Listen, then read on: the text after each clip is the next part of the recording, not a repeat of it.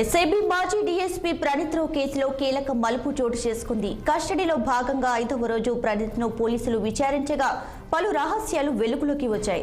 ఎస్ఐబికి private సైన్యంలా Praneeth Rao and gang పనిచేస్తున్నట్లు తెలుస్తుంది. SIB మాజీ chief కనుసన్నల్లో ప్రణీత్రావు నడిచినట్లు విచారణలో తేలింది. 50 మంది అధికారులతో ప్రైవేట్ సైన్యం ఏర్పాటు చేసుకున్న ప్రణీత్రావు 3 షిఫ్టుల్లోనూ అధికారులను ఉపయోగించి ట్యాపింగ్ కి పాల్పడ్డాడు.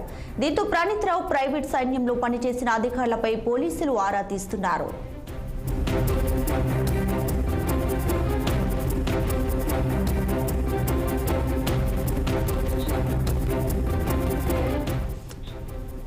ఎస్ఐబి చీఫ్ ఆదేశాలు ఇచ్చినప్పటికీ ప్రణీత్ ఇష్టానుసారంగా వ్యవహరించినట్లు విచారణలో బయటపడింది. నిషేధిత మావోయిస్టు టెర్రరిస్టుల ఫోన్లపై నిఘా పెట్టాల్సిన వింగ్ ప్రైవేట్ వ్యక్తుల ఫోన్స్ ట్యాపింగ్ చేసినట్లు తేలింది.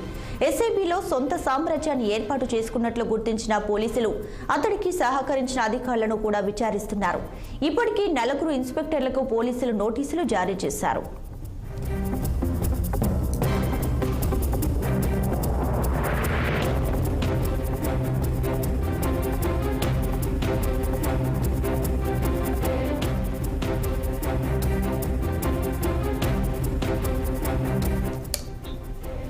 మరోవైపు ఫోన్ ట్యాపింగ్ కేసులో ప్రణీత్రావుకి హైకోర్టులో చుక్కెదురైంది. పోలీస్ కస్టడీని సవాల్ చేస్తూ దాఖలు చేసిన పిటిషన్ను హైకోర్టు కొట్టివేసింది. నాంపల్లి కోర్టు కస్టడీని సవాల్ చేస్తూ హైకోర్టులో ప్రణీత్ పిటిషన్ దాఖలు చేయగా విచారణ జరిగింది.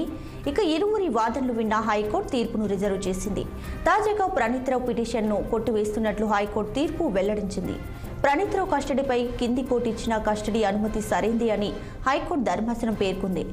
ఇక 5వ రోజు ప్రణీత్రావు విచారణలో భాగంగా మరిన్ని డీటెయిల్స్ అందించడానికి మా ప్రతినిధి నిర్మల అయితే లైవ్లో సిద్ధంగా ఉన్నారు. నిర్మల. అవును దీపిక, ఈరోజైతే ఇప్పుడు 4 రోజులు కస్టడీలో విచారణ పూర్తి చేసుకున్న ప్రణీత్రావుకి ఈరోజు ఆ కేసులో మరొక మలుపు కూడా చోటు చేసుకుందని చెప్పొచ్చు. ఏంటంటే ఇప్పటి వరకు కూడా హైకోర్టులో పిటిషన్ వేసిన ప్రణీత్రావుకి హైకోర్టు అయితే ఆ పిటిషన్ని కొట్టివేయడం కూడా జరిగింది. కొట్టివేసి మళ్ళా పోలీసుల కస్టడీలోకి తీసుకోవడం కూడా జరిగింది.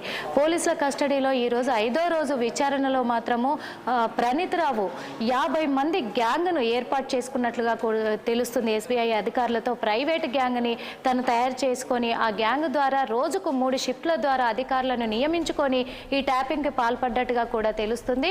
ఈ ట్యాపింగ్లో మాత్రం నలుగురిని ఇన్స్పెక్టర్లను కూడా అదుపులోకి తీసుకోవడం కూడా జరిగింది. వాళ్ళకు నోటీసులు కూడా జారీ చేసినట్టుగా తెలుస్తుంది.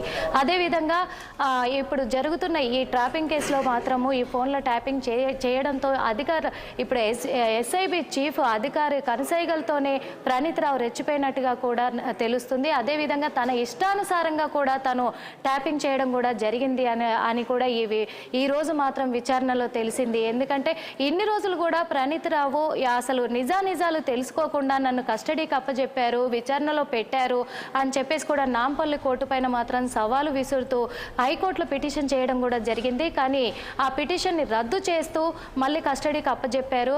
మళ్ళీ విచారణ కూడా చేయాలి అని చెప్పేసి హైకోర్టు అయితే నిర్ణయం తీసుకొని ఆదేశాలు జారీ చేయడం జరిగింది. కాబట్టి ఈరోజు 5వ రోజు విచారణ పూర్తి చేసుకున్నాక కూడా ఈ విషయాలన్నీ కూడా వెలుగులోకి వచ్చాయి. అదేవిధంగా ప్రణీత్రావే ఒప్పుకున్నట్టుగా కూడా ఈరోజు విచారణలో అయితే తేలింది. ఎందుకంటే 50 మంది ప్రైవేట్ రంగాన్ని సిద్ధం చేసుకొని ప్రైవేట్ అధికారులతోటి కూడా ఇలా చేశాను అని కూడా ప్రణీత్రావు ఒప్పుకున్నట్లుగా కూడా ఈరోజైతే తెలిసింది. Deepika. Right Nirmala, thank you.